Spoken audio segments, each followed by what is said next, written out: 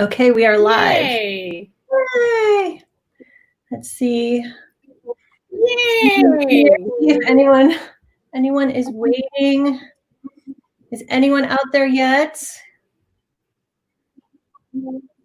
Okay, there's the little view thing. It's taking its time popping up. It says no views. We'll wait a minute. Oh, hi, Ink and Flame. Hey, Eva. Hi, Eva. So I guess the view number is not correct. Oh, so I always ask. Kyle, hi. It's Kyle or Kyle Liz. I never know. It's Kyle. Hello. Okay, now it's picking up the viewers. Okay, it's just a little slow. Hello, everyone out there. We're just waiting a minute or so, let people pop in at the start. Yes. And we do want this to be an open discussion, so if people want to talk about their own wounds or shadows or privilege concerning race, please chime in. Hi, Monica. How are you? You were your first Ink and Flame. Hi, Monica. So I can see people popping in still. We'll just wait another minute.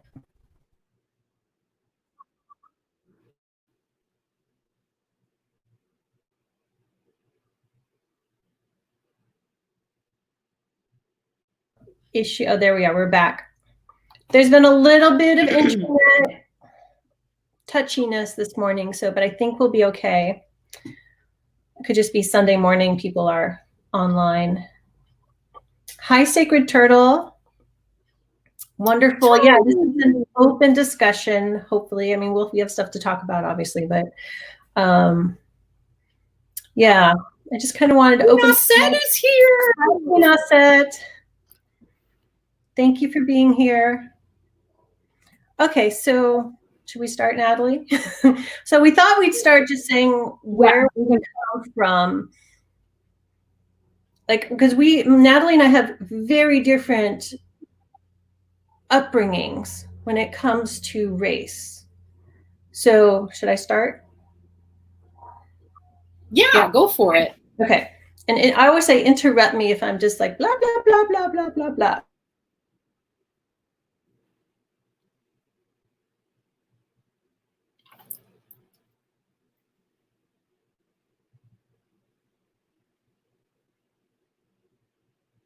I think we froze.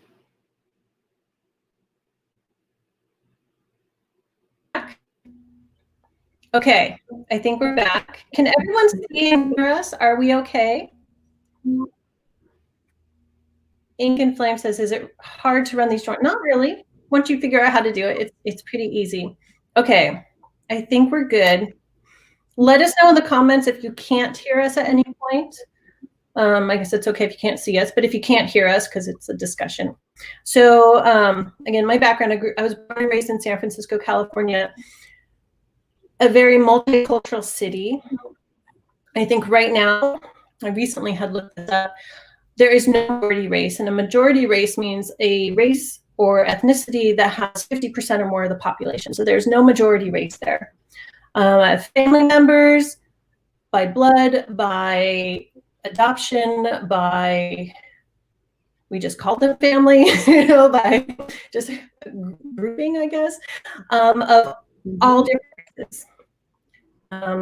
My school was multi-race. My high school was like 80% Asian, so my upbringing was not that there wasn't any, teasing and making fun of people, or, even my mother was beat up on the bus by a group of kids of a different race. It was very accepting of people of other races compared to other places in the United States. And we can only really speak for the United States. Well, Natalie's lived in England. So, I was thinking about, okay, where is my shadow concerning race? Because all my life I've lived in places where there's many people, many races, worked with people in school. Like, there wasn't really like a dominant race per se, though there probably was some privilege going on that I am not aware of or wasn't aware of. Even my client base has always been multiracial, multi-ethnic, LGBTQ. I always feel like I'm missing a letter there. Community. It's always been like that. So really thinking about where is my dominant shadow here? And for me, it's naivete. Not seeing, not realizing, not knowing, not educating myself enough on how bad racism can be, especially with the Black community and the violence. Okay, that's my intro. Natalie? Okay, yeah. Well, yes. So I was born and raised in St. Peter's in O'Fallon, Missouri, which at the time I lived here was, like as a child growing up, was pretty much, I would say 95 to 100% white. It was rare to find any Black people or Mexican people. And I mentioned them specifically because we knew the few people in town who were Mexican because, well, I don't know why. They were my mother's friends and she knew them from being on the school board. But generally speaking, it was extremely white, with absolutely no awareness around race. And as I was growing up, like locally in the St. Louis area, St. Louis County, right? So that would be Ferguson, Florissant, where Michael Brown grew up and where he was raised and ultimately killed. Growing up used to be a very racially mixed area. And because of redlining practices and some really dodgy real estate practices in that area, as I was growing up, by the time I was in high school, those were parts of town that we were told you don't go to anymore. And it was horrifying and just weird because I had grown up going to those places and wondering what had changed. And nobody ever talked about it openly. It just was something that happened. So my life completely changed when I left high school and went to college and went to an area that was much more diverse because I had never been really exposed to that in the same way. Was race talked about at all in school or at home? Really? Was it? I mean, we would have the same textbook. We talked about race at home. We definitely did because my parents were finding ways to make us not grow up as ignorant, racist white people. And because I should say too, I haven't talked about this much, but I also was raised, one of my godmothers, who's my mom's best friend, is a Cherokee Indian. And she was married to a white man. And so our kids being mixed race, one looked very Indian or Native American, but had blue eyes. And the other one was blonde and looked just like us. So as a kid, I didn't quite understand the difference either between, in the Cherokee Nation, it was always spoken that they always use the word Indian to talk about themselves. So, the difference between Indians and white people to me was not much. I mean, as far as I was concerned as a kid, I really could not see or understand that difference. And I really don't think I ever fully grasped it until I was an adult. So one thing I want to add, which means that the government agenda was successful. Yeah. It's depressing. But you didn't talk about it in school much. I mean, we would educate a little bit in school. I mean, the schools would toe and the educators would toe the line. They would toe the line, which is, racism is wrong. And slavery was wrong, and it was also very clear that racism existed only in the realm of where white people are actively and knowingly against people of other backgrounds and colors and races. So it wasn't something that, I mean, there were certain words that you don't say, that, you know, that it would be regarded generally as pretty racist to say. But I would also say that within that, there was a fair amount of acceptance of, you know, language that I would never, I mean, as kids, like, I found it shocking as a child, because if we'd ever said anything like that, we would have been in a lot of trouble at home. Yeah. And so I'm just looking at the comments. Yeah. Hi, Smiley Brown. But Hi, kind of Amethyst is session. So Smiley Brown says propaganda is what divides. Yeah. And yes, the catch is seeing what is propaganda, because it's often presented as truth, as the only truth, as the ultimate truth. Yeah. You know? And so, you know, it is kind of up to the individual to research beyond what you're told in school or by society or even by religion, because that was what my video was about, was like, you know, religious propaganda basically. But that does touch on, you know, looking at, you know, because this is wounds and shadows, and I forget what else I titled this as, shame and racism, because we're talking about this. I watched a video, so if anyone else out there knows Dr. Ramani on YouTube, she's a psychologist, and she talks about narcissism a lot. And she did a video on narcissism and racism and showed how many of the behaviors are very similar. And propaganda, as Smiley Brown points out, is a form of gaslighting, basically. It's like, oh, this is the truth. This is what it is. And, you know, hate those people. And they probably don't outright say that, but it's like, it's implied. It's like very subtle, even subliminal propaganda and manipulation. And when we've been exposed to that, either as a child, in school, by family, or just society, if we're not aware of it, we take it on. And that's where these can become shadows. Even if, you know, consciously, intellectually, you think, you know, this, we talked about, Natalie and I before talked about this, like when people think I'm not racist, it's like, yeah, but look at your behavior and look at what you do. Look at the things you buy. Look at who you choose to hang out with or not. And often it's like, what do you choose to avoid? That shows you a lot if you have shadows, some shame or some wounds concerning race, ethnicity, any form of discrimination. I'm looking at my notes here and they're like a big mess. I'm like, where did I write that note? But I think it's, can I chime in? Just, yeah, go ahead. Sorry. Okay. The lag is still happening, so it's going to happen from time to time. You know, something that I've heard.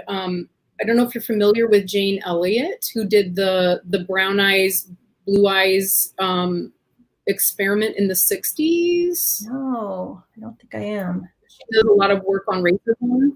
Okay. She's great. I just started a list because I thought, okay, I'll probably be mentioning some of these people as I talk today. So maybe having like a playlist would be helpful. So I have like an anti-racism and healing the wounds around racism. Yeah, a playlist. Yeah, we'll put that I started. But Jane Elliott, she's a very old woman now, but she still talks about, you know, despite all of the work that she's done as a white person on behalf of helping and trying really hard, her whole life has been devoted to eradicating racism. And she still feels like she's never going to be done with her own shadow work, you know, her own work on racism. And I didn't say what my shadow was, but I think I will say that it's making itself known every single day. You know, every single day something new pops up that I wasn't aware of, that I realize I will have to learn. right? But you're also working with people, clients that you consider racist, right? So you're facing it every day. But I mean, they're like. Sorry, you're fading out a bit. Like, can you hear me? Sorry. That's okay. We're having that. A little bit of glitch. Do you want to say what you were saying again? Was it about the clients? My clients are, I would say, unconsciously racist, because they would say that they are not actively, racists, and yet everything in their actions that I've been confronting or managing in the last few weeks while we've tried to get their caregiving set up has told me absolutely 100% they are undoubtedly very racist, and they are not ever probably going to be willing to face that. But I've done everything I can to try and get them to recognize it in a moment here and there as we go through a day, or as we go through, bringing a new caregiver into the home. Okay, yes, I understand this is uncomfortable. I need you to take a breath. I need you to stop. Who is the person who, just look at who's the person in front of you. I think you stopped for a few seconds there. It's a tricky morning. Sorry. But I think we got what you were saying. Yeah. And it's interesting, like, obviously you're trying to work with their shadows. Because consciously they don't think they're racist, but you see it in the behavior. And that's tough, because you can't just say to them, you're being racist or something like that. You have to show them by example. And I think what you mentioned in your video, where you pointed out to the woman, like, oh, look, I forget his name, Derek or something. Look, he cleaned your kitchen before you. Look what a great caregiver he is, and so it's like you're showing and pointing it out, but it's continuous work. Like, you don't just point it out once and they're like, oh yeah, haha, and I'm a changed person. It's continuous work for each of us individually.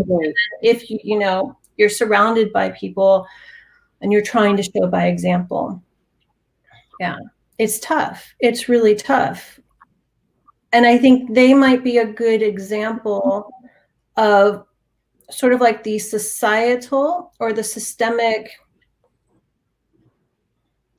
I've heard the term, systemic institution of racism. It's like, it's below the surface, because people don't think they're treating anyone differently because of the color of their skin. They don't think it's up here. It's like, no, of course, they can intellectually think, yes, we're all human beings and we're all equal, but the behaviors don't back that up. And that's where it's like, all of us, we need to reflect on our behaviors. Like, even the simplest thing, because I don't know if you saw Natalie's video last night about boycotting publishers. It's like, am I purchasing only books from white authors, or, if you're Asian, from only Asian authors, whatever it might be. It could be those little things. Am I not aware of how I'm segregating things in my life, how I'm not integrating diversity, how I'm subconsciously ignoring and pushing away people of a specific race or sexual orientation, anything. And it's not just sit down one day and, okay, great, I figured it out. It's repeated observation, self-observation. And I think as we work on ourselves, however small, or like maybe you have a lot of race issues you're working on, as we work on ourselves, it influences and affects other people. And we don't have to say, oh, look what I'm doing. It just, people pick it up. When we're doing our work, people around us start to do their work. Not everyone, right? But it becomes contagious. And then our actions out in the world, people notice it, people pick it up. And so that's one way. By working on ourselves, we can help these sort of collective shadows and the collective wounds, especially among white people. I mean, Black people have big wounds too, but yeah, and I think by mm-hmm. working on ourselves, we work on the society because we are part of the society. Does that make sense? Am I making sense here? Okay. Go ahead. Absolutely, yeah.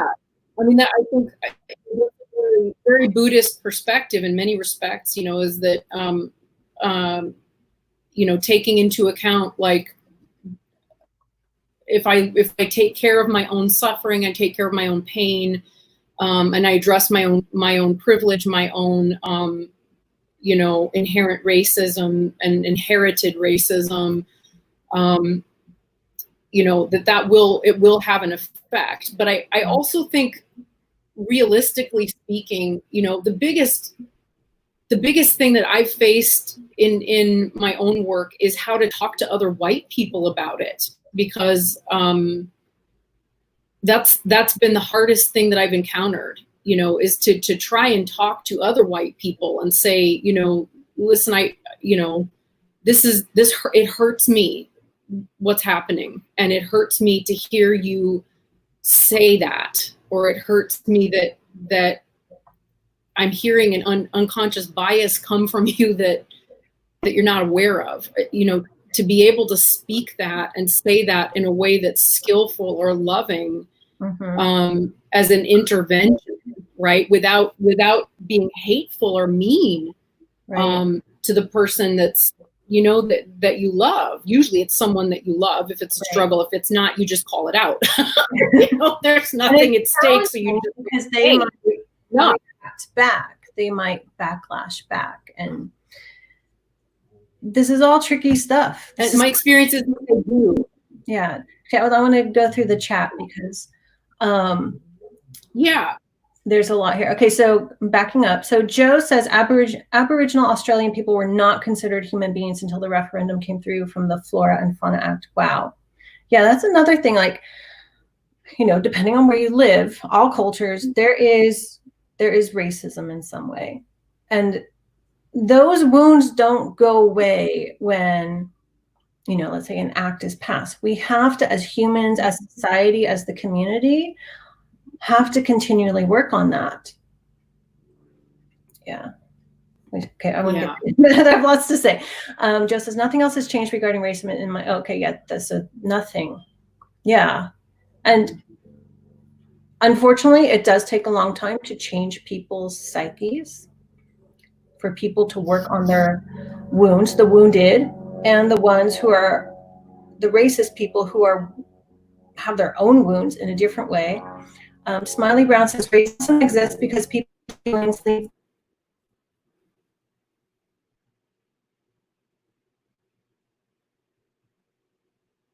Ooh, I lost you, Julie. Oh, yeah, it went out for like a second. Yeah, anger. Okay. Projected anger onto other people. It's a huge issue here. That's a big wound people have.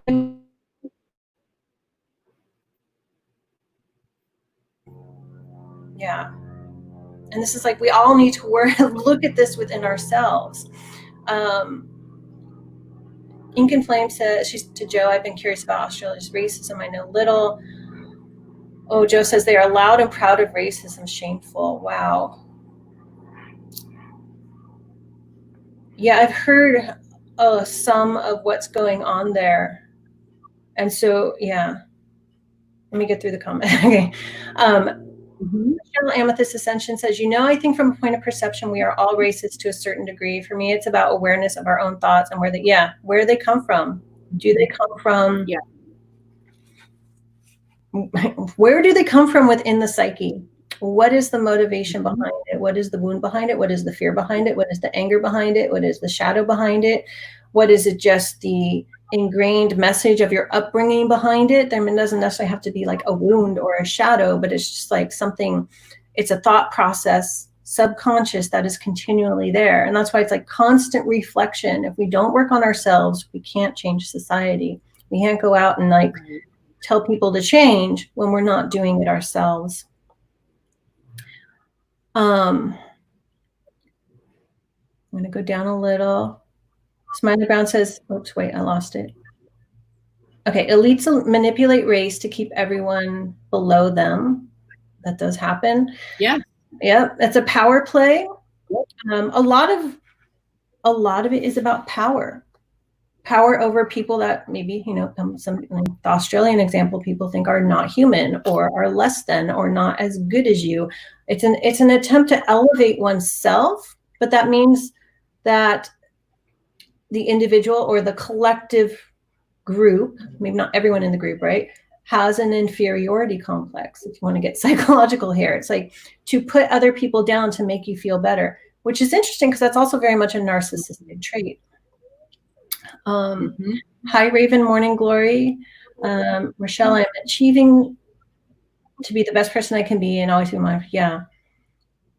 And it's regular. It doesn't mean you have to check in with yourself every minute of every day. That would be exhausting. But, reflect, as you have an experience one day and you reflect upon it and be like, you know what? I was being unfair for whatever reason. Racism is taught. Yes, the young today will not be taught. They will teach. Hopefully teach. Racism is wrong. We all have pet peeves about people. It's true. So there's a difference between like pet peeves and then treating someone different. Ink and Flame, I wonder how many of us can look at our shadows on this. Had parents who modeled anti-racist beliefs and actions. Julianne and Natalie did. I did. Yeah. And, as a parent, I mean, I again, like my daughter, like she doesn't show any awareness of like that person's different than this person. I mean, she has 2 Vietnamese aunts. She has a Black uncle. She has, Asian friends. And so, but, I think about this as a parent, like, we do live in California. That I looked it up. The largest ethnicity is Hispanic. There's a lot, we live in a pretty mixed white Hispanic area, some Asian, a few Blacks or African American. But I do think about that. Am I making sure she has the sort of multicultural upbringing that I did and awareness? And we did talk about it in school. I remember talking about this in school and I grew up in the hippie city, right? So it's like, it was very much, people aware of it. And I grew up a few blocks away from the main, the Castro where Harvey Milk was, and the homosexual area. I don't know what you want to call it, but we would just say the Castro. We talked about these things in school even, and I went to Catholic school, and you still treat people with kindness. You treat them, do unto others as you would have them do unto you. So, yeah, hopefully parents are looking at themselves and seeing, are they projecting any sort of racism or discrimination towards any group onto their children?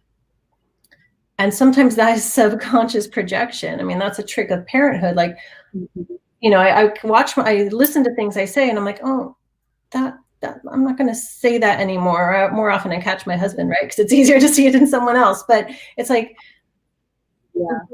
look at your own, what you're showing your children, because they especially learn by imitation, by example. Likewise, just to tack on to that, your kids are going to see it when you're uncomfortable. So when if you're not comfortable talking about race, or if you're not comfortable talking about differences, regardless of what they are, your kids will see that discomfort. It's all through your nervous system. It's all through our nervous system. So they're picking up on it at such a subtle, finite level that it's hard to, it really, what you were saying before about really addressing it very deeply in yourself, it changes the way that you interact with it on a daily basis. Mm-hmm. Yeah, children pick up helps. Yeah, the emotional stuff very easily. Mm-hmm. I think their first language is emotions. So until that is sort of taught out of them, if it is, they're picking all that up. and they at least, my daughters too, they mimic those emotional states and behaviors whether or not they're aware of it. And so they pick up a lot. Okay. That's what I wanted to say there. There's a lot of comments. This is great. Okay, Monica, people where I live have put heavy emphasis on colorism. That helped me overcome. What helped me overcome was attaching what I want to the emotion I recognize most, and started affirming I'm only attracted to dark colored people.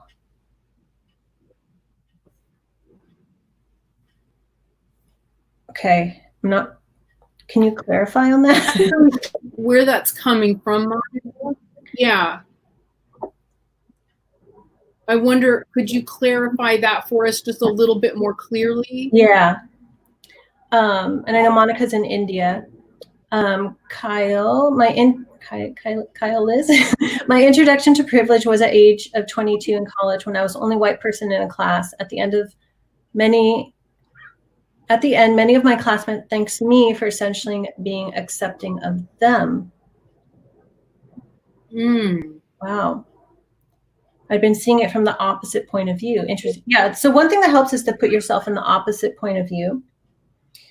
Put yourself in the other person's shoes.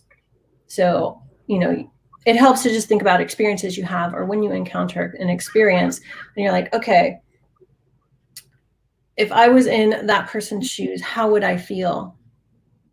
And that gives you a perspective of like, did I respond inappropriately? Did I respond mean? Did I do a good job? Put yourself in the other person's perspective. It can be challenging, and you can do, if you're thinking about a past experience, you can, kind of do a little meditation and pretend you're the other person in that scenario, and see what emotions come up for you. See if you feel attacked. See if you feel you've been put down. Just to give you. I also go ahead. Sorry, I'm so sorry. No, interrupt. I tend to talk on and on. Okay. I also think it's significant. Kyle points out being the only white person, in a class where she was the minority, right? And yet, so she's having that experience of being in someone else's place, right? But at the same time, what I find fascinating was that all of, if I understand you correctly, Kyle, you're saying that at the end of that experience, your classmates were thanking you for being accepting of them when they were the majority in that circumstance. Right. And that, that breaks my heart. I just, the idea that, that it's so ingrained that would be the reaction, that would be the response. So that instead of being the guest in that space, what ends up happening is that, we're all so ingrained in that system that's the dynamic. I'm sure, Kyle, that had been, you said I had been seeing it from the opposite point of view. So I'm sure it was a complete shock. Yeah. Wow. I just had to, I had to, yeah, it did, that blows me away. That example shows that, it's going to be different each place, but talking about America, black and white, that let's say African Americans or, any minority group somewhat has an expectation that the white people are going to behave a certain way. Right. Or even have us, think they're superior or look down upon them. That's part of the wound. That's part of the huge wound. Yeah. I hope that made sense. Yeah, I get it. Kyle just confirmed that. She says, yes, my classmates were 40 to 60 years old. I was 22. Yeah. Wow. Yeah. Yeah. I kind of lost my place. Okay. Joe says, parents today are being educated by their children. Yeah. And hopefully in a positive way, right?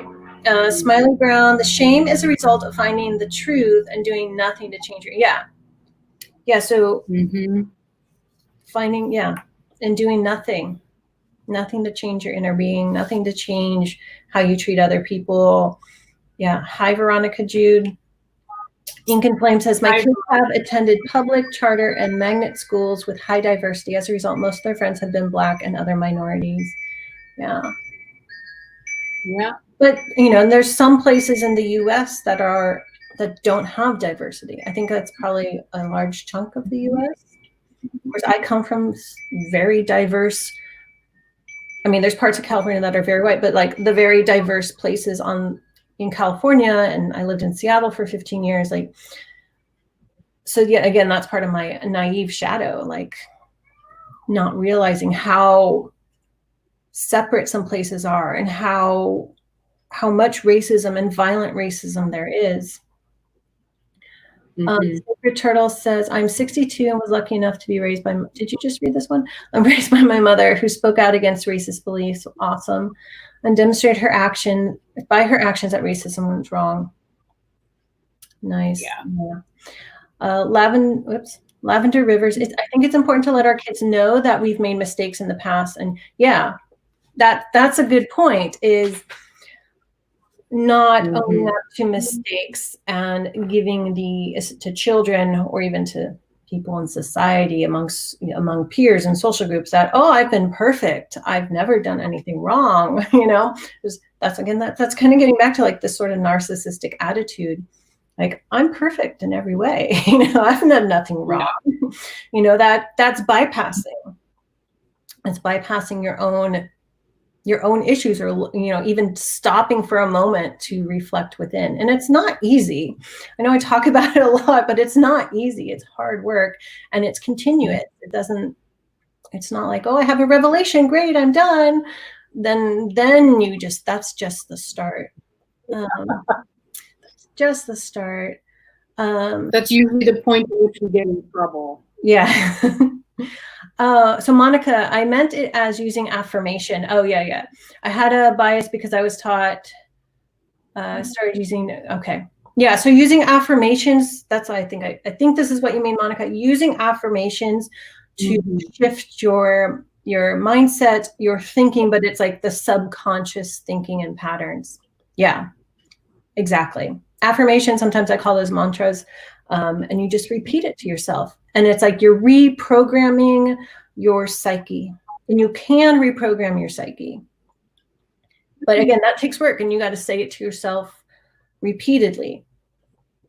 Ideally more than just like 3 times in the morning, at 3 times, like all throughout the day, like start. And so it starts to become a part of your natural thinking. Rochelle Amethyst Ascension. This is why I find it so important to really listen, not just hear. Yeah, listen to other people's perspectives and experiences.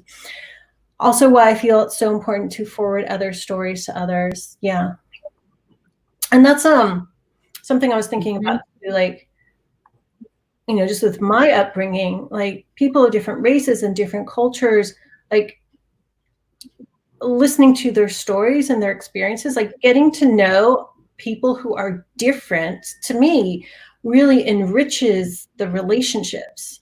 Like, it's so interesting. It's like, oh, you're different culture than me, different religious upbringing, different country. You know, it's like, oh, tell me about yourself. I want to know like what that is like. I want to know, you know, your experiences and your perspective on the world, because they're going to be completely different. So listening to people and wanting to learn their stories or get to know them and their backgrounds and upbringings. Because for me, like my childhood, like having all these different races and culture, like that just made it richer, rather than, oh, they're like that and we're like this. It was just like, oh, this is interesting. We all come together and we share things, and we mix our holiday cultures together. And I know I make it sound so idealistic and idyllic, and it was not. It has its own issues, but just as I've been reflecting on it and trying to figure out, okay, where's my shadow? You know, it's like, yeah, it wasn't idyllic. It wasn't idealistic. It was, you know, yeah, I can do better. Can I just interject real quick? You know, we're talking a little bit about, you know, stories that people tell. I know that I've had a lot of stories forwarded to me that have really rapidly put lights into areas of shadow that I didn't even know were there. Because we know this is how shadow really works, right? It's things that we don't see because of just ignorance and because of brainwashing,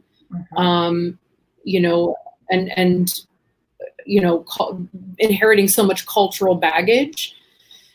But when those lights are shone in those areas, it's kind of shocking. And I'm just curious, has anybody heard, what are the stories maybe that you've heard in the last few days that have really opened your eyes or, changed your perspective drastically?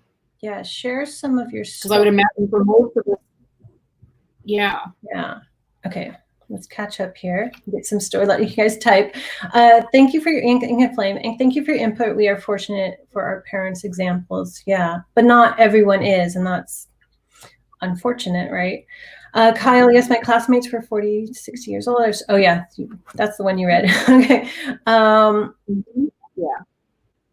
Expectation is taught. I wish I'd taken one Black Studies class in college. That would have been a start. But you can still read. You can still buy those same textbooks if you want. Those same, Natalie, there's a pin to the comments below or a couple books Natalie recommends, and she's going to add to the list. Miley Brown, why don't they teach more civics? Good question. And some of that does depend on the school and where the school is. I mean, yeah. Kyle, the sad thing, even if we're living, in very diverse place, it doesn't mean that we're actually a part of the diversity. That's true. That is very true. Connecting with others, sometimes that leads to more separation. Yeah, so that's a very good point. Even if you live in a diverse place or you go to a school with high diversity or whatever it is, it doesn't mean you're not separating yourself. Yeah. Bye, Queen Osset. Thank you for being here. Ink and Flame, in my mid-sized city, I know a lot of whites with their kids in private parochial homeschools. I used to be one too. They buffer themselves a lot. Now they're mostly silent. Interesting. Yeah. Hopefully at least at home, they're talking to their kids about it. But that's kind of one of those situations, like, how can you help if people are buffering them, like shutting themselves off, right? Yeah. What makes you afraid? Shadows live in fear. Yeah, ask yourself that. I wrote that down this morning. I wrote down, fear blinds us so that we see only one thing. Yeah. And it's scary to face your fears. It does. That's why, that's the challenge. That's the challenge. People have to face their fears. They have to face why they're angry. They have to face why they hate. And it's often connected to family. It can be, there are ancestral wounds, especially. Hi, Kathy Kerr. Kathy, hi. Monica says, a tarot reader I watch sometimes shares that she had to go to the other side of the city she was in while she was in labor to give birth. Oh. See, that's like, it's even like, just in the medical community, even Beyonce nearly, or not Beyonce, what am I saying? Sabrina Williams. It was Sabrina Williams most recently nearly died having a baby. Serena Williams. I'm like, nearly died having a baby. Really? I'm sorry, brain fart. Yeah. Because she was not. They weren't listening to her. The medical community too. Like doctors, and more African American women are likely to die in childbirth, because of that prejudice. It's really shocking. Yeah. I mean, the numbers are, I don't have the numbers to hand. They're shocking. Yeah. And that's, yeah. I mean, law enforcement is bad enough, but the medical community, where they're there to take care of others, no matter what, like, you know, the Hippocratic Oath, do no harm. Mm-hmm. That that angers me. Yeah. Yes. Gannon. By making it a race issue, the root of the problem, authoritarianism, gets reinforced, yet with an inverted enforcement structure. Shame mobs are authoritarian too, only love and liberty heal. Yeah. No, yeah. Jay, can I respond? Yeah. yeah. Jay Gannon, yes. Yes. And this is the problem. This is the one that I struggle with the most, probably because so for those who don't know me already, my practice is as a Buddhist. So my first obligation as a Buddhist is to practice nonviolence. And of course, sometimes nonviolence and compassion have to be wrathful in order to become effective, because the only way to break through something is with some level of force. And so finding like what with an issue like this one, right? I mean, shame mobbing is not helpful. I have to agree with that. I think confronting shame with further shame, right, you know, in an effort to try and change behavior it's really a wasted effort, you know. And so when I was talking earlier, I don't know if you were around at that point or not, but I had mentioned working with clients, end of life clients who are racist, and they're having to confront being in their own home with Black and Hispanic caregivers that they are not equipped to know how to handle, and trying to work with both simultaneously and to try and keep the caregiver safe while simultaneously attempting to reach my clients has been a daily battle, you know, with a lot of ongoing stuff. But shaming them is not going to work. That's not going to lead to openness, because when we build, you know, when we have shame and we encounter with shame, that's how we build our walls in the first place, right? So, yeah. Yeah, shaming other, like projecting your own shame on other people and shaming them and guilting them. Yeah. It's only perpetuating. Terrible. Yeah, it doesn't do anything. Yeah. So Lavender River says, an eye-opener for me recently is learning about how many Black people in the U.S. have diagnosed PTSD. Wow. Shows that our society has literally kept them in a war in their entire lives. Yeah. And I've seen some videos of African-American mothers, you know, just the stress that they have worrying about their children every single day. And, you know, the children pick that up, because we talked about the children picking up the emotions. I mean, this is the systemic wound, right? The systemic problem. And because it's systemic, we all need to do our part. We all need to do something. Yeah. Kathy, fear makes us violent. Yeah. Yeah. It does. Because, well, that's just a biological response, you know, to protect ourselves.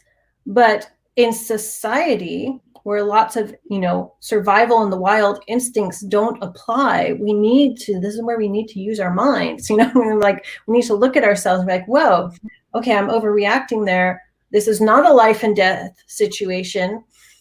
This is just me uncomfortable. Oh, and this brings me something I wanted to bring up, is that looking at ourselves and seeing what wounds we might have, what shadows we need to work with, behaviors we have, you know, maybe we are shaming other people. Some people might be shaming themselves. To do that, we have to get outside our comfort zones. We have to feel the discomfort. Natalie mentioned in a video recently, like, it's inconvenient. Yeah, it's inconvenient. And it's funny because I just recorded the weekly for this coming week yesterday, and I was like, oh, this is like, I told Natalie, I was like, I wanted to refer to our talk, but we haven't had it yet. But this came up. It's like, yeah, to bring about major change within ourselves, within society, within the world, it's inconvenient. It's going to change our lives. It's going to disrupt our way of thinking. It's going to disrupt our beliefs. It's going to disrupt things in our everyday life, maybe disrupt our lifestyle some. We have to make some changes. It's uncomfortable because we're not used to it, and we need to look at what we're shameful about, what we feel guilty about, our wounds, our anger, our shadows. And we got to keep doing it. We got to keep getting uncomfortable, and we have to say, okay, this is going to change things. It's inconvenient, but that's what we have to do. And some people, it will completely change their lives. Other people, it will be minor changes. But so can we talk about the fear thing again? So we're coming back to Kathy just followed up on that comment where I just lost. Here we go. She says we have the opportunity to look at our terrors and do work when we are afraid. Say no to fears that put ropes that others put upon us, the media, educational systems that are socioeconomically sick. Some of that fear, historically speaking, and that I believe is passed down to us. We know now that a lot of that is ancestral, right? There is, it is passed down through the DNA as epigenetics. And some of that fear that is there started to arise after, slavery was abolished. Because if you've kept people enslaved for a very long time, and there's anger and there's unmet needs and resentment that's all completely, would be natural to any human being living under those circumstances, and we knew that. We knew. Then of course the fear of retribution and the need to find a way to keep that status quo where we're still up here and we're over the top of someone else that's being kept down here, right? That comes from fear. That comes from the fear of of there being this huge black upheaval, which is what we're effectively seeing with demonstrations and with riots, and it's playing into that terror that is inherently there, whether we want to look at it or not. That is a part of the inheritance of this system. Yeah. And it's not something that's at all comfortable to talk about, but it is there. When we look at healthcare inequality, for example, a lot of people don't realize that the reason we don't have socialized medicine in the United States is because when it was brought up in the 1930s, during the Roosevelt presidency, there were too many people that were white and in power who didn't want to have to share hospitals or provide hospital care for Black people. And to this very day, the Republican, one of the first things Obama wanted to do was step in and say, like, let's address this inequity with healthcare, and we can approach it this way. It was a very clever way to do it. And the Republicans have repeatedly been trying to repeal that, pull it back. They're, while we're distracted by things, they're doing things right now that are pretty horrific. Yeah. But it's that fear. I think we have to name it. I think we need to look at it realistically and name it.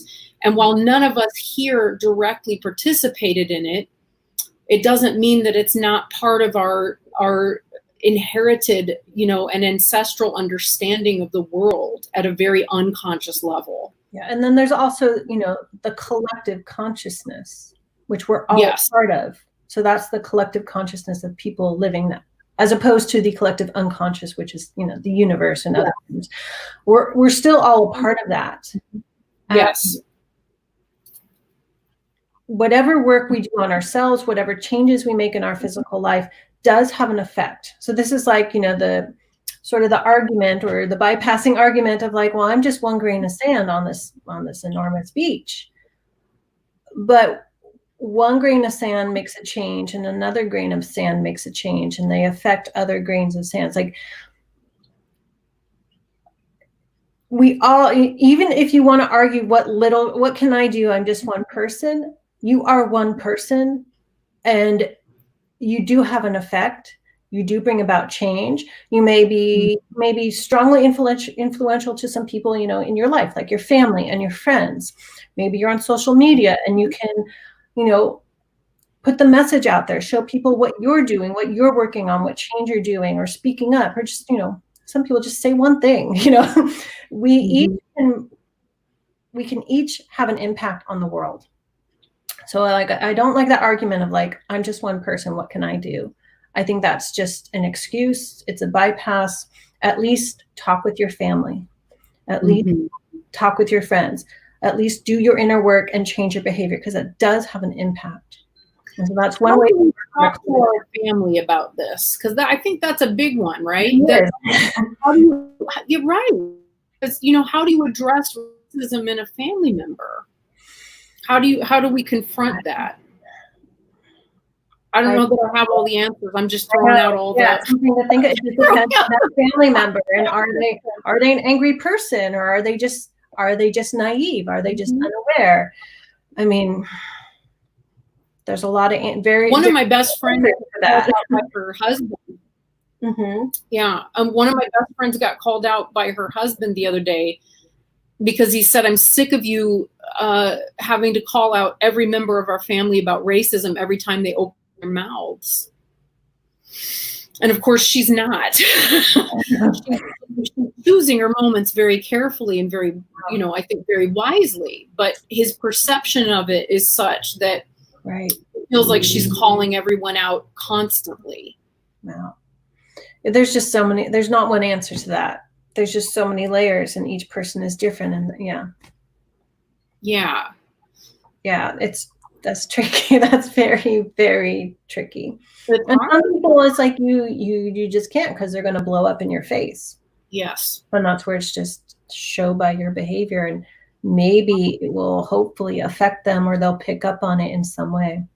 Yeah, but I want to pick that one apart, though, because probably you're not living with family members that make those kinds of comments, right? So having to find effective ways to counter them is not something that you have to spend a lot of time doing. Unfortunately, I don't. I have, my experience is a little different. Yeah. So you're better. Yeah. And so,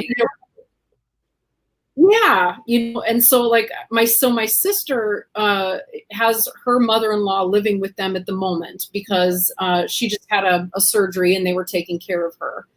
And my sister is also a teacher in a school district in the Ferguson area that is probably 90% Black and African American. And she's a devoted and devout ally as a result, because you can't work with that community so intimately for so long and not be. So listening to her mother-in-law say things like, how long are they going to keep rioting when the demonstrations have clearly become peaceful, overwhelmingly peaceful, as a generality. Or hearing, trying to think of some of the other comments that she's heard. But, that one immediately when she said that made me jump out of my skin with just rage, right? Probably wouldn't have if I were in the room because I know better. But I just said, how did you keep it together to find a way to answer that? And she had to kind of just very, very, she approached it well. I think she approached it by simply saying, I think the trouble is they're not feeling heard. Well, they're talking loud enough. They're saying enough things. How long do they going to have to do this? And I think her response to her mother-in-law was just to kind of look at her and say, well, until they're being heard. Because clearly that message was still not getting through. She's not hearing it either. Not hearing it. Right. And I think she eventually just had to say, I think the trouble is that maybe you're having a hard time understanding what that message really is. and what it's about, you know? And she kind of took the volume and the level down with it. And she said, well, yes. And I, you know, they were able to just kind of talk about her fears a little bit. Well, that's good. But yeah, I mean, I think we have to be prepared for being uncomfortable a lot in those kinds of dialogues, because the places that we can really affect ongoing and long-term change, you know, is in those kinds of dialogues, those kinds of intimate moments with family members, close friends, people that will ultimately shock, surprise, and disappoint us because we didn't know just how asleep at the wheel they really were. Yeah. And it sounds like your sister handled it well. It's like she's remained calm. She listened to her mother-in-law's feelings and just discount her. Yes. And she tried to educate her. Yes. And the simple education was like, they're not being heard. Right. And, you know, however their conversation went, you know, maybe her mother-in-law that's going to sink in, and she'll be like, oh, they need to be heard. And so that's the way to do it. Yeah, like with family members, like going into a big fight, that's probably not going to like result with any realization on any side or understanding. Yeah, so your sister handled it well. Yeah. But that's so tricky. It's hard. And that was one example of the kinds of conversations they've had to have nightly. Wow. Yeah.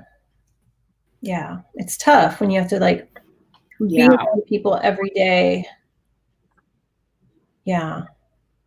Yeah. But yeah, I don't have that experience. So yeah, I can't. You did a better job there. Yeah. There's a lot of comments here. Like where we are.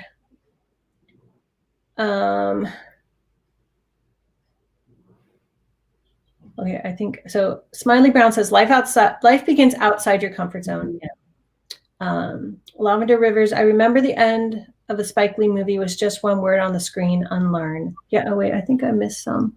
Oh, Ink and Flame. George Floyd's mother got me to resume reading Between the World and Me by Ta-Nehisi Coates. Okay. A Black Man from My Generation. Really eye-opening how much fear Blacks grow up with and why.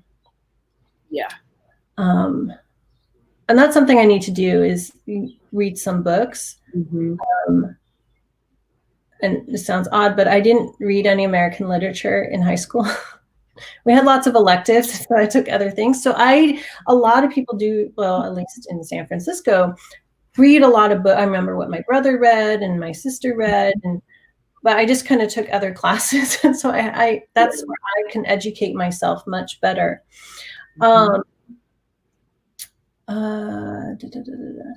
Unlearn. Yeah. Depth of understanding makes the mind good. Yeah. And educate yourself so you can educate other people as well.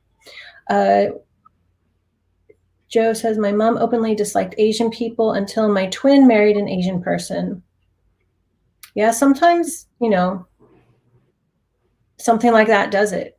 You know, it's just because, you know, someone's not used to someone of a different race or ethnicity or culture, even if you're the same race and you're culturally grew up very different. And it's just like getting to know someone. That's where I was like, learn people, get to know them, be open to that. That can be uncomfortable at first, but it can enrich both of your lives. Talk about exposure and normalizing. Yeah. Yeah. Exposure and normalizing. Because when things are different, they're fearful.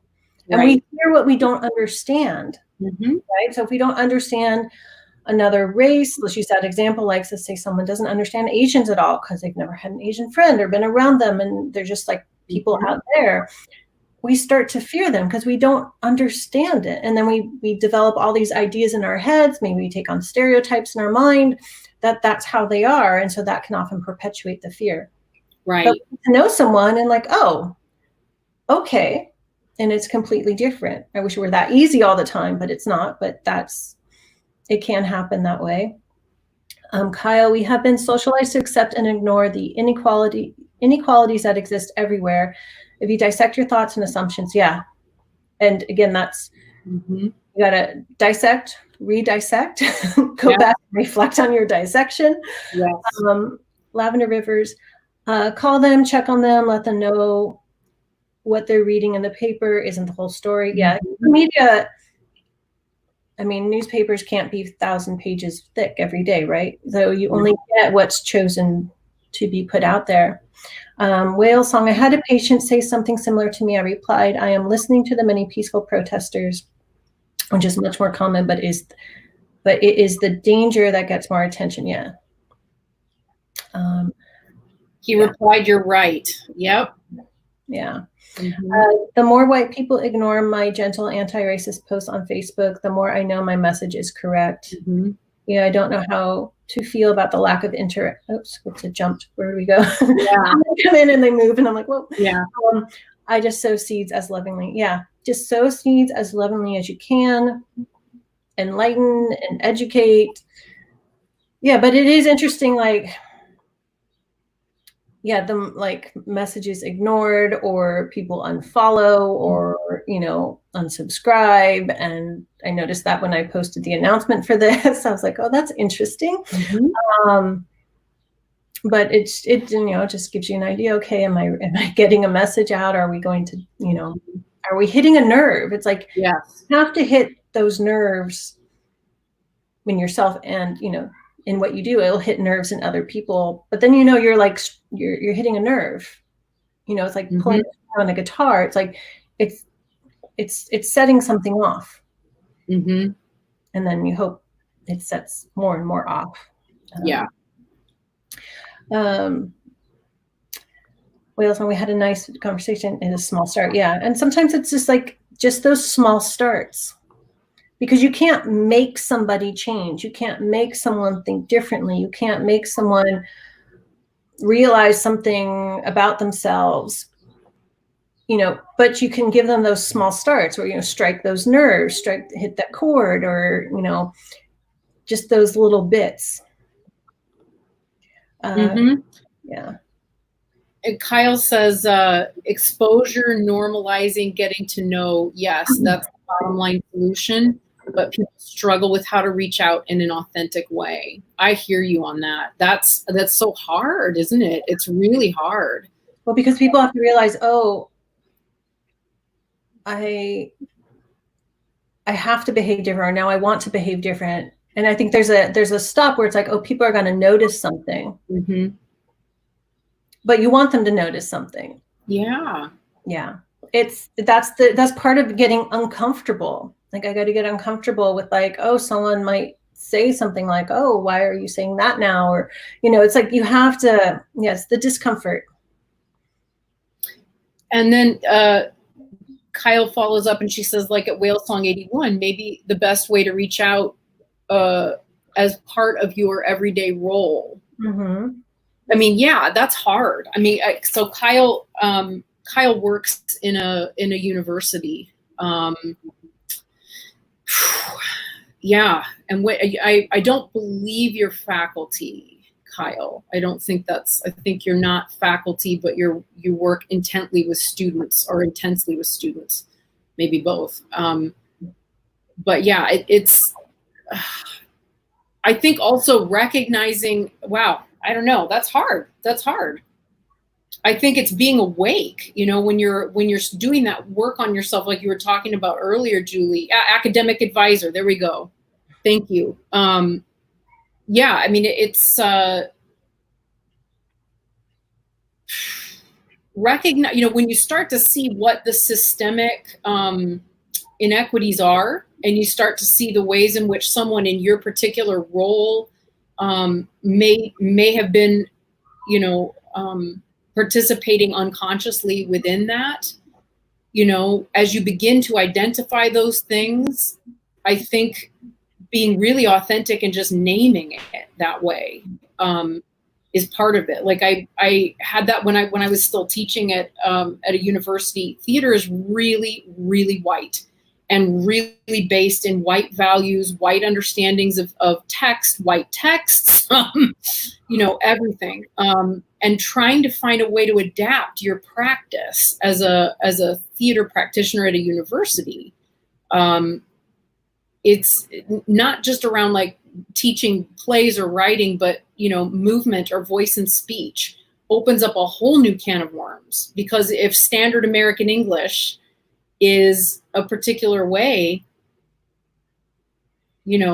how do you teach that to a room of students that includes 5 Black students without immediately dismissing their background, their culture, their bodies, their experience, and imposing your white supremacy on them? And so I just had to start literally naming that, and saying, look, I'm feeling my way through this. I don't know the answer. I know that this is wrong. And in my own directing practice, when I bring actors in, I don't expect you to use a stage standard unless that is your choice. I want your body, your way of being, and your differences from me and from anyone else in the cast to be something that is a gift and a blessing to your art. So how would you like to use it? But I think being willing to say the things that are really uncomfortable and just name the elephant in the room, with compassion, it's okay. I think it has to be allowed, especially when you're the one that has the power in a particular circumstance. Yeah. Yeah. And eventually it gets more comfortable. Yeah.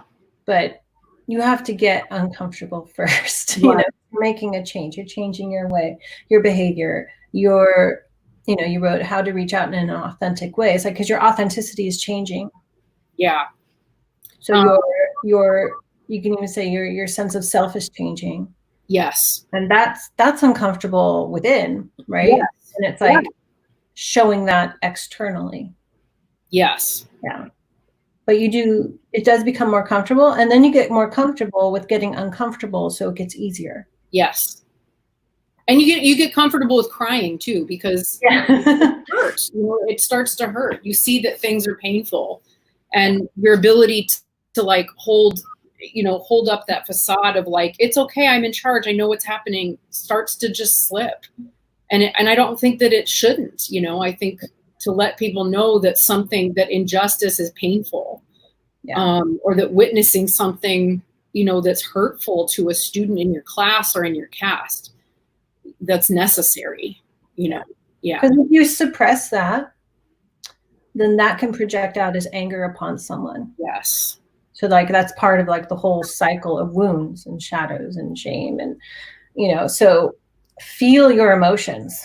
Yeah. Don't hide them away. You don't have to go bawling on the street, but don't hide them away from yourself. Yeah. And acknowledge when you're uncomfortable, like, this is really uncomfortable to me. And you can even write out why.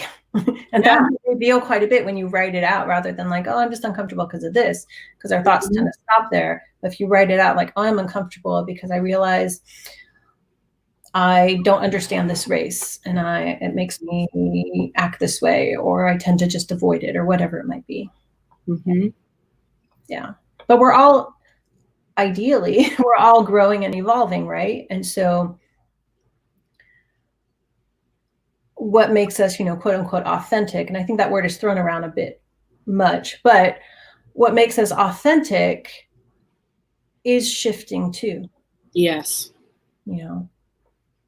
Okay. Yeah. Let's get back to the comments.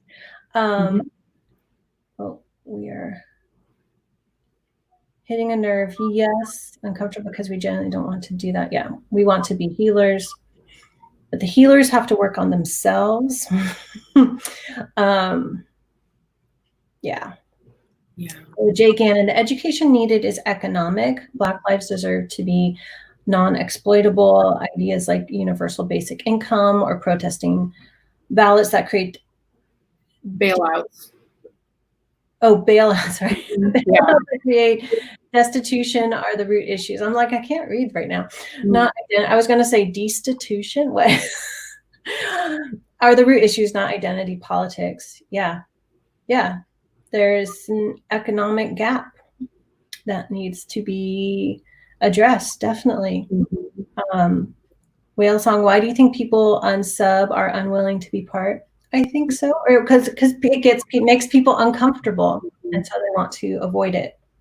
Not that they have to watch, right? They could just ignore the video. But there's something that I noticed this morning. Sorry, that was interesting, and it was that it was on. I put this video on my little playlist, but it was I even wrote it down. It was Robin DiAngelo who wrote White Fragility, and in the video she was just talking about the problem that we have, I think, as white people in understanding and addressing the root causes of racism and white supremacy, are really rooted in the way that we define it, right? So if we're starting to throw around terms like racism or being anti-racist, and somebody really viewed themselves as being, socially not racist, but suddenly they're confronted with this and it's not comfortable because they haven't really addressed very much. The problem is going to come from the fact that the way we've defined racism so far, is that it's a conscious, we've been talking about it all the way through so far, but that it's something that's conscious, that it's deliberate, and that by being nice to each other, we're going to fix it. And that being non-confrontational about it actually makes it worse. It's hard to know. I mean, looking at I encourage you guys to see that video. It's really hard to look at the comments section because it's filled with racist comments and, really triggered white people who are just like, I can't take this, or she's policing the way that we speak. People who are very defensive about all of this tend to bring that one up, like free speech. We can't even say anything anymore, that everything's politics now, or being policed. And I think it was Jay Gannon that just made this comment earlier that we were talking about, which is, shame policing is unhelpful because it continues to it just keeps making that problem worse, right. Which is, I think, why, I'm taking on the happy role here of being the being the person that just goes, hey, here's a really difficult word, and and Julian's finding ways of being like, yes, and also looking at, all of these other aspects that come along with it, because they all come together. Yeah.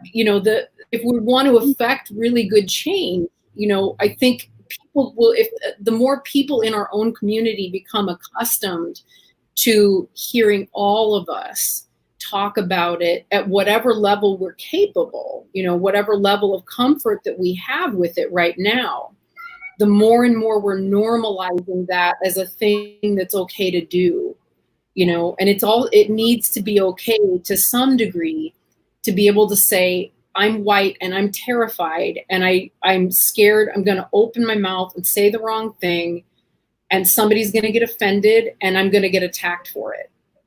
Because that is a big part of our fear, right? We're afraid of being attacked by granola liberal over here that just kind of lays things out. And I've done plenty of that. I've learned from my mistakes. In some cases, which have been terrible and very costly, in terms of human relationships and all sorts of things, not least of which really trying to help somebody else, right? So, I can't say I have all the answers by any means, but that's a thing, I think we'll all those, we're going to lose subs for a while, but I think the more and more we can convince people within the community to speak openly, and from a place of authenticity that's just simply, I care. Yeah. The more it'll change. Yeah. And now I'm done. Speech. Okay. what are we on time? Okay, we're okay. I knew this was going to be long. Yeah. Where are we? I think it's ingrained in the social and socialized into some of us not to rock the boat and keep the peace at any cost. Yes, but then nothing changes, right? That's where it's convenient and comfortable. But yeah, I wanted to say, like, intuitively we want change, but I think mentally we resist it. Yeah. Whale song. Considering so much of my time is at work, it is a way to have the conversations as normal. Yes. Yeah. I mean, you don't have to force the conversation, but when things come up, talk about it. Definitely talk about it. Kyle, okay. I feel like I'm way behind on the comments. Okay, Monica, one of the main shadow is dealing with low self-esteem when we realize we've been in the wrong. Yeah, and that kind of goes along with shame, like I'm ashamed I was wrong. I made one mistake. I end up considering myself culprit in situations I am not even involved in.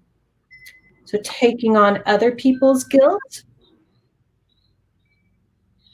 So that's something to work with. Am I taking on other people's guilt?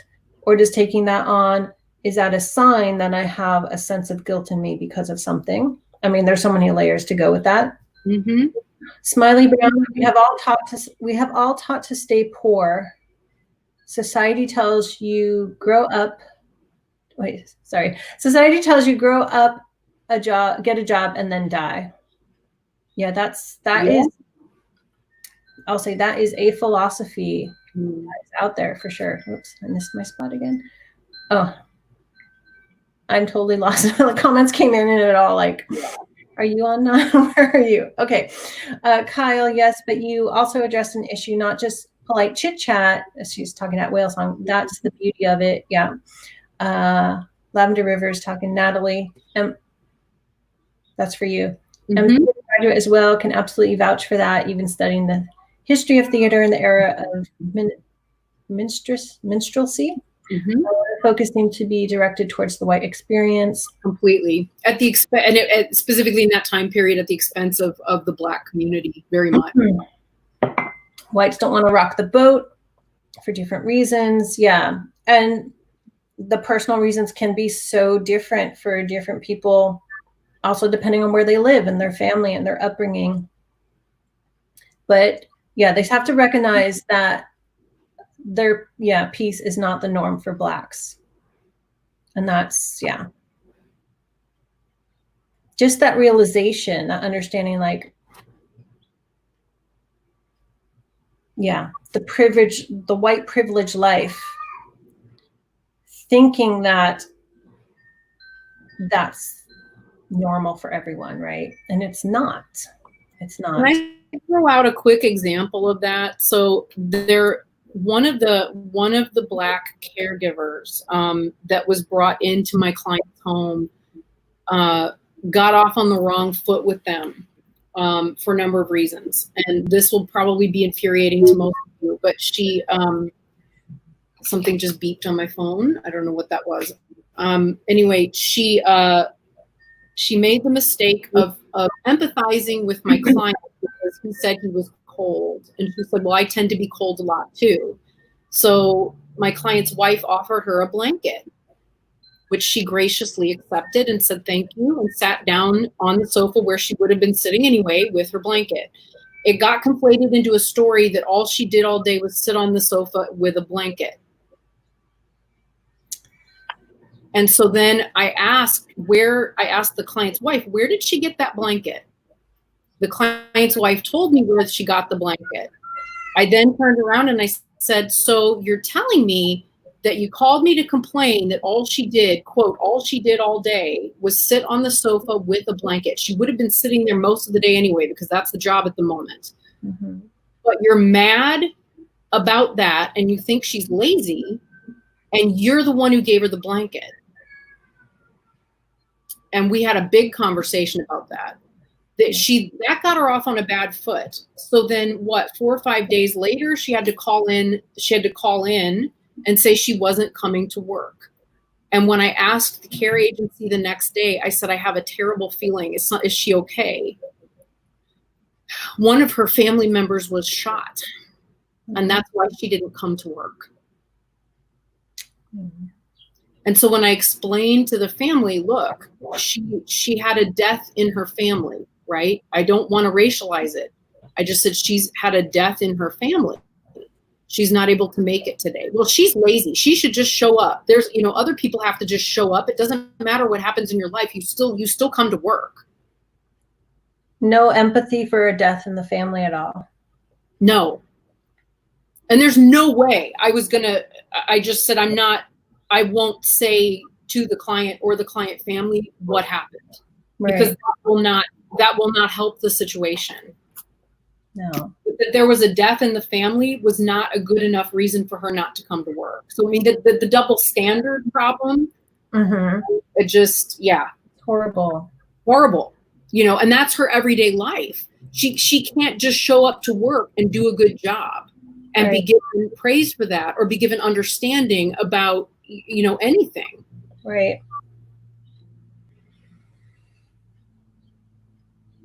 I'm just glad you're there to maybe open her eyes a little bit. She's in demand at a lot of other people's homes because she's so good at what she does. Mm-hmm. And so I've just said to the agency, you know what? I don't feel like exposing her to this house anymore. Mm-hmm. I don't think that's fair.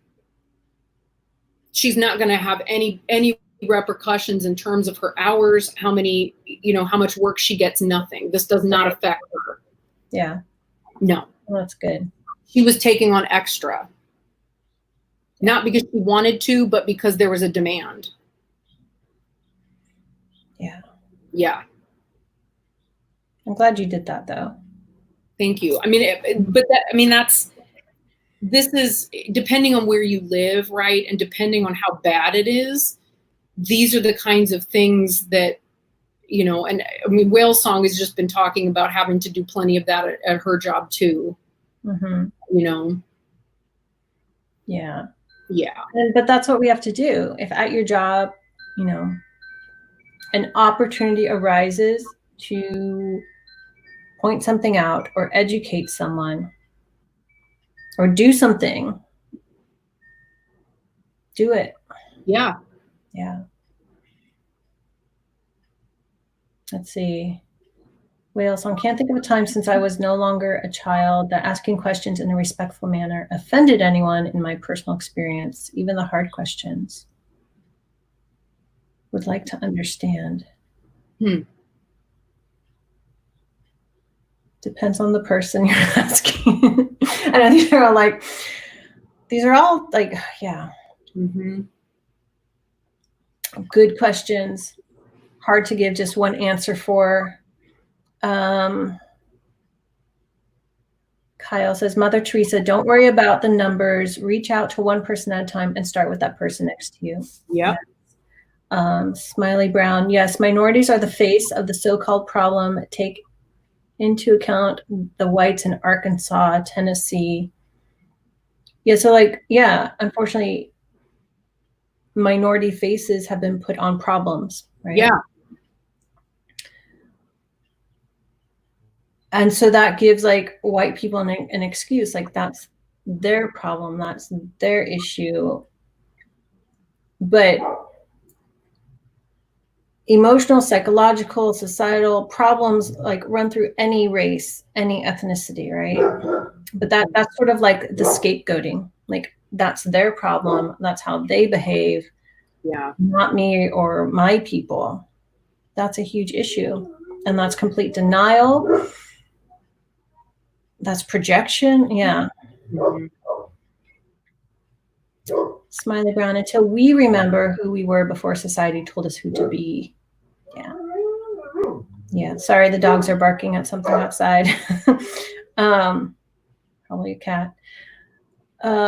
Joe, there's no personal experience or reason to be racist. That's true. Yeah, that's true. Mm-hmm. Yeah. And some people do generalize, like let's say a white person was like treated badly by a black person once. They then will generalize all black people are this way. I would say it's also it's that component too of the the generational and epigenetic fear that's ingrained, and then that's confirmation bias, because then you have one bad experience and suddenly like, well, there we go, we knew it all along, right? Right. Yeah. Right. Oh, there's so much. Yeah. Like, so much. Conversation is like, well, this just feels like it's mounting, and it's really hot here right now, so I'm like starting to melt. So. Oh no. Well, the door's closed, and it's probably like in the 80s now. Okay. Lavender says, I was raised among Southern Pentecostals, and we were told not to question authority. The questioning itself was considered wrong. Yeah, that's an issue too. Wow. You can at least question within yourself if outwardly questioning authority is going to put you in danger. Takes a lot to undo that. Yes. Yes. So you're working on, you're working on that wound, basically. Yes. Smiley, we are spiritual beings. Given life lessons, we must pass the final exam together. Mm-hmm. Yeah, we are humanity. Yeah. Whale song, that makes sense. I was raised to ask questions and question everything. Yeah, so me too. All right. Yeah. Just be respectful. And if you ask, then you listen and think. Yeah. And again, like so many different backgrounds. Yeah, but it's great we're coming together, like trying to talk about this and bringing in other experiences and perspectives. Joe, we were taught to not express our feelings, though. Older people were very uncomfortable talking about feelings. Young people cannot shut up. Yeah. And so there's generational too, generational behaviors. And often like one generation is a response to the past generation and so on. So, the generation gap and that's just more layers of like, okay, how do I work with this? And how do I talk to someone about this? Yeah. Kathy, we're here to witness and live Orwellian times. Interesting. Yeah. That's my down pro. Okay. Great. I actually heard someone say recently that it's more like Aldous Huxley than George Orwell. Yeah. Like Brave New World. Mm-hmm. Lavender River's great example of intersectionality between classism and racism in that story. People in service positions, as Natalie's story, aren't allowed to have any comforts. Yeah. Yep. And there is this, there is somewhat of a prejudice out there that people in service industry, people who work in service, are not, the service does not have as great a value because someone's not getting something physical and tangible. And I've had some of that experience. When I was mainly a massage therapist, people treat you as if what you do is not of value, or they talk down about what you do because it's a service. It's not, you're not giving someone like, here's a new coat, here's a pair of shoes, right? They're not paying for something they get to walk home with, and so that when you bring in, racism and discrimination in that, it's even worse. Definitely. Yeah, it's funny because I used to say something like, when people would put down, what I did, and I was like, well, I work in service, not servitude. And people would like expect more. Yeah, wow. I was like, I'm in service, not servitude. I guess I still work in service, right? But it's a little different. I lost my place now because it all jumped.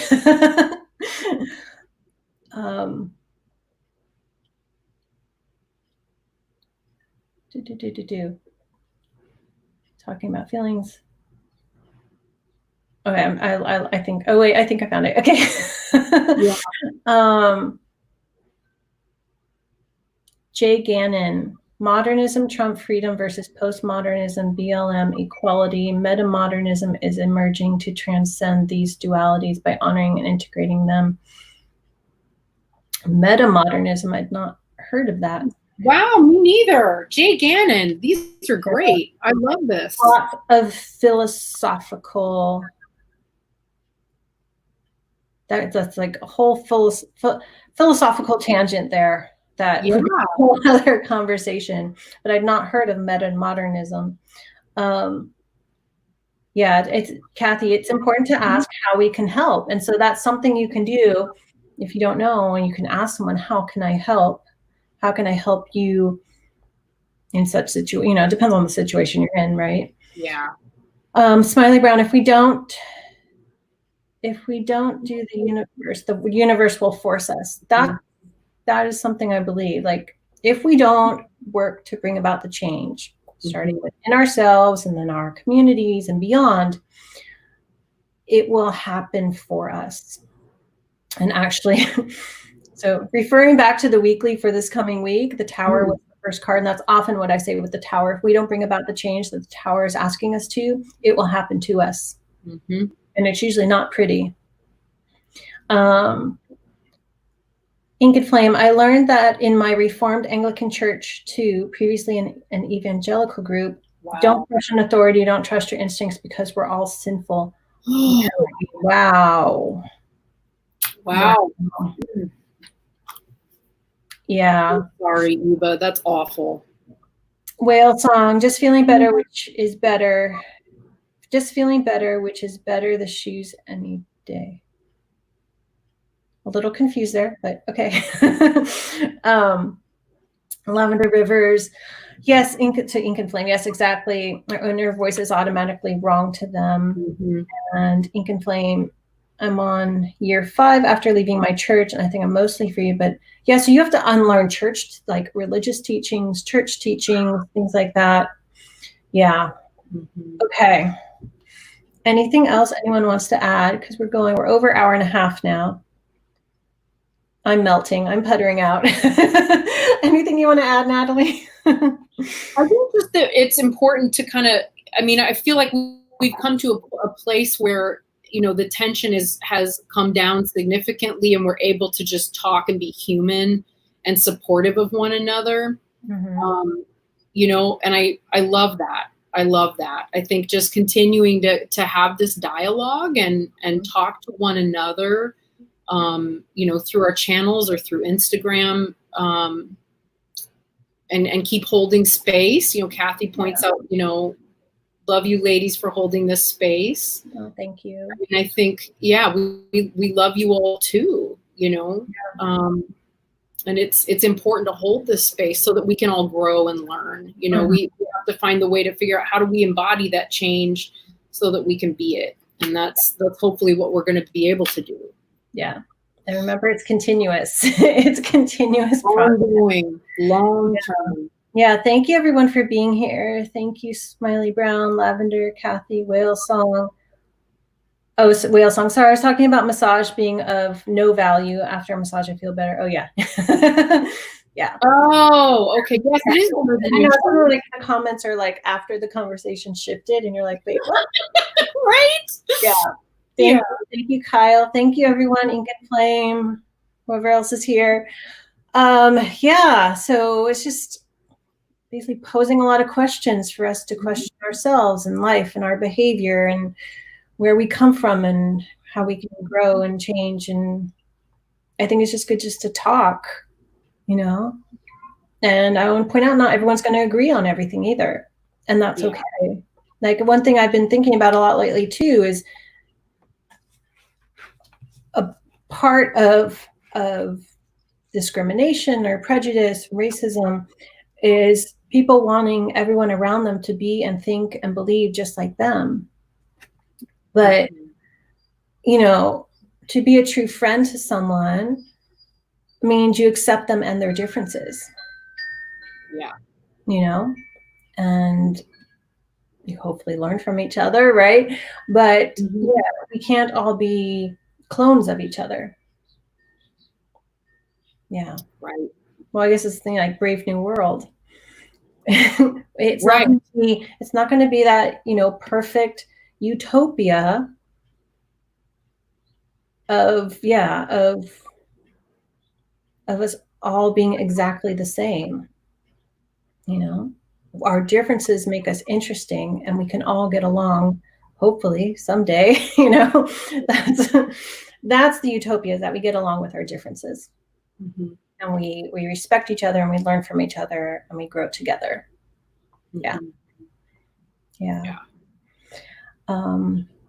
Ink and Flame, I had a good role models before my church years and good therapy and tarot since. Yeah. There's a lot to be said for good therapy, isn't there? Yeah. Yeah. So helpful. Yeah. Okay. Anything you wanted to end with, Natalie? No, really. I mean, I think I've said most of it. Yeah. Just I'm grateful to all of you, and thank you for everything. Oh, thank you. Thank you for being here. Thank you, everyone, for being here. Thank you, whoever's watching later. Yeah. If you watch to this very end. Yeah. Yeah. Okay. So I'm going to sign out. Yeah. On the broadcast. Thank you again. Share this with people who need to hear this conversation, if they'll listen, or people who just need to hear some of the stuff that came up. That can help them too. So, all right. Okay. I'm going to end the broadcast. Signing off. Everybody. Bye. Bye.